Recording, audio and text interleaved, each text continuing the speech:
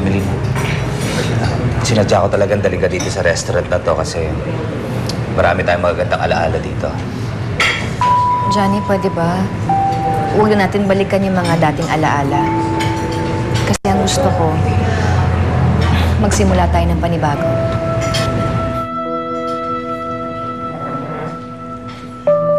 Thank you. Waiter. Thank you. Makikipagtulungan ako sa inyo, pero kailangan ko ng proteksyon ninyo. Ma'am, gusto ko lang liwanagin sa inyo na sarado na ang kasong ito. At ayaw na rin itong pabuksan ng mga Martinez. Dahil hindi nila alam na buhay pang nagtangka sa buhay ni Miss Emily. At hanggang ngayon, pinagtatangkaan niya pa at ang dami niya pang masasamang balak sa buhay ni Miss Emily Martinez. Ma'am, hindi biro yung binibintang ninyo. Totoo ba lahat ng sinasabi ninyo? Tingin niyo ba pupunta ako dito para lang magsinungaling? Eh, sino naman itong sinasabi ninyong mastermind sa pagkidnap kay Miss Emily Martinez? Yung asawa niya, si Johnny Velasco.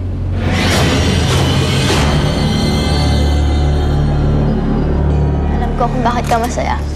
Kasi baka makakapagbalikan na si Mommy at saka si Sir Johnny, no? Okay. Sana pagkatapos nila mag-date, magkabalikan na sila, no? Oo nga.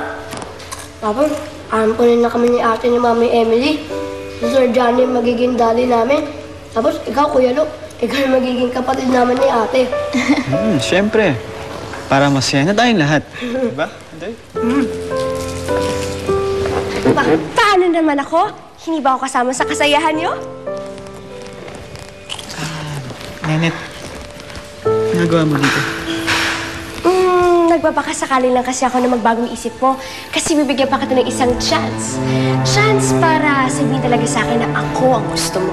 Ma'am, may katibayan ba kayo dito sa mga sinasabi ninyo? Oo, at handa akong ipakita sa inyo ang lahat ng kasamaan ni Johnny.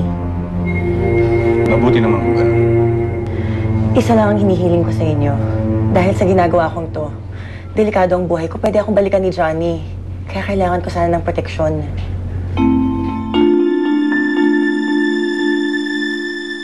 Hindi ba malinaw sa sinabi ko kahapon? Sorry, Nenet. Wala kang maaasahan sa akin. Higit pa sa kaibigan. Nenet, hindi ka pa ba uuwi? Kasi baka hinahanap ka na ni Chang, eh.